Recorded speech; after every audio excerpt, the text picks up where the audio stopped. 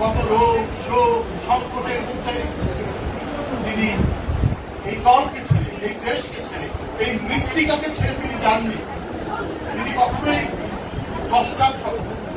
এই যে কথা বলে একটি আমাদের অহংকার, তার মতো নেতৃত্ব আমাদের পাওয়া। তাই আপনার মোবাইল বন্ধ করেন তো প্লিজ, দেখি মোবাইল বন্ধ করেন।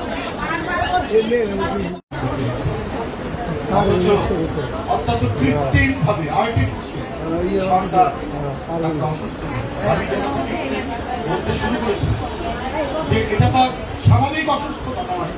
একজন মহিলা পায়ে হেঁটে জেলখানার ভিতরে ঢুকলেন একটি অন্যায় অসত্য মিথ্যা মামলায় সাজা দিয়ে তাকে ইয়ে করা হল, জেলে নিয়ে যাওয়া। নানাভাবেই তাকে রাষ্ট্র যখন কারো পরায়ত্ত থাকে এবং সেই রাষ্ট্র যখন একজন ঘৃণ্য প্রতিশোধ পরায়ণ স্বৈরাচারী আক্রমণাত্মক হিংসা পরায়ণ এবং একজন শাসকের থাকে, সেই রাষ্ট্র যে কোনো মানুষকে যে কোনো ভাবে তাকে পর্যবেক্ষণ, তাকে নানাভাবে হয়রান করে। আমরা সেটাই দেখেছি। হেঁটে যাওয়ার সুস্থ মানুষ ক্রমান্বয়ে তার যেন জীবনী শক্তি দুর্বল। এর পেছনে সম্পূর্ণ ষড়যন্ত্রের হাত রয়েছে সেই পরিশোধ করাও, সেই আক্রমণাত্মক নারী, সেই আমার। অথচ এই রোগ শোক নিয়েও আজও তিনি যেভাবে আমরা যখন দেখা করতে চাই, আমরা যখন এখনো কিছুটা হলেও কথা বলতে চাই, কথা বলি, তখন তার যে অটুট মনোবল আমাদেরকে যেভাবে উদ্বুদ্ধ করে, আমাদেরকে যেভাবে সাহসী করে তোলে, আমাদেরকে যেভাবে সামনের যে প্রতিকূলতাকে মোকাবেলা করার অঙ্গীকার জাগায়, সেটা আশায় বলে।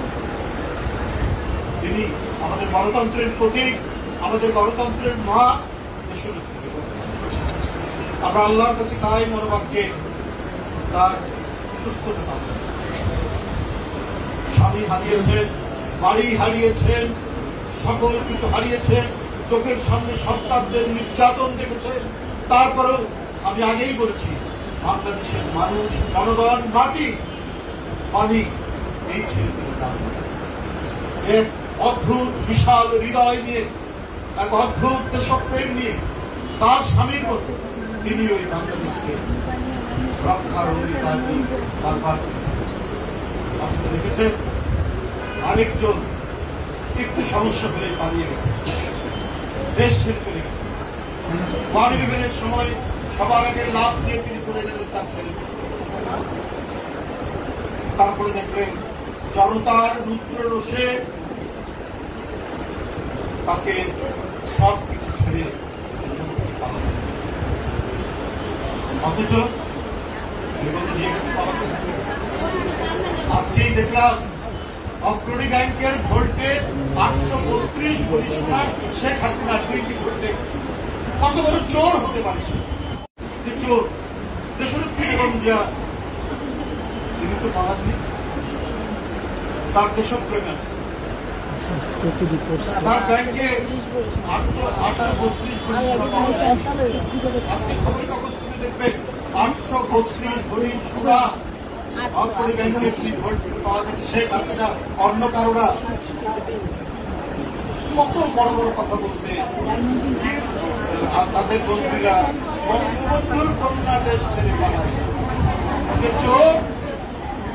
চৌর্যবৃত্তি যার মধ্যে, তারা তো সবসময় একটা গা পুরুষতা নিয়ে, একটা ভীরু মন নিয়ে তারা কাটে, এবং সেটাই করেছে। আর যখন এই সমস্ত টাকা দস্যু চোররা যখন খাওয়া খায়, তখন কিন্তু সবকিছু ফেলেই পালাতে হয়। আমরা সবসময় দেখেছি, কিছু নিয়ে গেছে আর কিছু ফেলে রেখে গেছে, ওটা নেওয়ার আর সুযোগ পায়নি। বন্ধুরা আমার, এই হচ্ছে একদিকে আমাদের কাছে, জাতির কাছে প্রেরণা দানকারী একজন নেত্রী, সমস্ত সহায় সম্বল বেঁচে থাকার জন্য যতটুকু, সবকিছু হারানোর পরেও দেশে থেকেছেন হিমালয় পর্বতের মতো এক বিশাল শক্তি নিয়ে, অটুট বড়বল নিয়ে, আরেকজন দেশের সম্পদ, মানুষের সম্পদ, জনগণের সম্পদ চুরি করে, পাচার করে, হরিমুখ করে পালিয়ে গিয়ে এবং ওখান থেকে আবার উনি মৃদু স্বরে অডিও ভিডিও বার্তা পাঠান। তাহলে বুঝুন যে এদেশের মানুষ কোন দিকে থাকে, যেটা সত্যের দিক, যেটা ন্যায়ের দিক, যেটা সংগ্রামের দিক, যেটা গণতন্ত্রের দিক, যেটা এই দেশের স্বাধীনতা সার্বভৌমত্ব রক্ষার দিক, সেই দিকেই জনগণ থাকে, সেই দিকেই আছে। আমি বক্তব্য দীর্ঘায়িত করব না। আমি শুধু অন্তর্বর্তী সরকারকে শুধু এইটুকুই বলবো, এই হরিলুটের পর বাংলাদেশকে তার সমস্ত শক্তি দুর্বল করে শেখ হাসিনা চেয়েছিলেন কোন দেশের আজ্ঞাবাহী করার জন্য, কিন্তু এদেশের জনগণ এবং দেশনেত্রী বেগম খালেদা জিয়ার অটুট মনোবল এবং বিএনপির ভারপ্রাপ্ত চেয়ারম্যান তার নেতৃত্বের মধ্যে দিয়ে গোটা জাতিকে তিনি যেভাবে ঐক্যবদ্ধ করে রেখেছিলেন, সেখান থেকে শেখ হাসিনা কিছুই করতে পারেননি, অবশেষে তাকে পালাতে হয়েছে। কিন্তু ডক্টর মোহাম্মদ ইউনূস সাহেবের সরকার তাকে আজকে 15 মাস তিনি দেশ পরিচালনা করছেন। আজকে ওয়ার্ল্ড ব্যাংক কেন বলছে যে বাংলাদেশের 6 কোটি মানুষ তারা দারিদ্র্যের ঝুঁকির মধ্যে রয়েছে, 3 কোটি মানুষ দারিদ্র্য সীমানার নিচে চলে গেছে। কেন এটা হবে? ডক্টর মোহাম্মদ ইউনূস তো একজন গুণী মানুষ,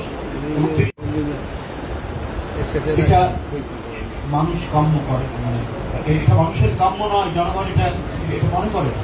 কারণ যারা চুরি করেছে, হরিলুট করেছে, কিন্তু এই জাতিকে এখন নিজের পায়ে দাঁড় করানোর জন্য যে মন্ত্রণা, সেই মন্ত্রণা আপনাকে দিয়ে দেশ থেকে গড়ে তোলা উচিত। আজকে দেশে কেন বিনিয়োগ হচ্ছে? আজকে মানুষ এখানে কেন বিদেশি এবং দেশি বিনিয়োগ হচ্ছে না, কলকারখানা হচ্ছে না? কর্মসংস্থান নাই, আর কর্মসংস্থান না হলে দারিদ্রতা দিনকে দিন বাড়বে। মানুষ কিন্তু এই ব্যর্থতাগুলোকে সহজে মেনে নেবে না। এই দায়িত্ব সরকারের, দারিদ্র থেকে বাঁচানো, ক্ষুধা থেকে বাঁচানো, অনাহার থেকে বাঁচানো। শেখ হাসিনার আমলে মা তার সন্তান বিক্রি করেছে, সেই সন্তান বিক্রি করার পরিস্থিতি যেন না হয়, একটা সুখী সমৃদ্ধ দেশ যাতে গড়ে তুলতে পারি, সেই প্রচেষ্টা, দিক নির্দেশনাগুলো জাতি আপনার কাছ থেকে চায়। যাই হোক, আগামী নির্বাচন রমজানের আগে ফেব্রুয়ারি মাসে এটা যাতে অবাধ সুষ্ঠু নির্বাচন হয় এবং যেটা সরকারও অঙ্গীকার করেছে সেই অনুযায়ী অবাধ সুষ্ঠু নির্বাচনের মাধ্যমে জনগণের সরকার প্রতিষ্ঠার যে অধিকার জনগণের, সেটা যাতে নিশ্চিত হয়।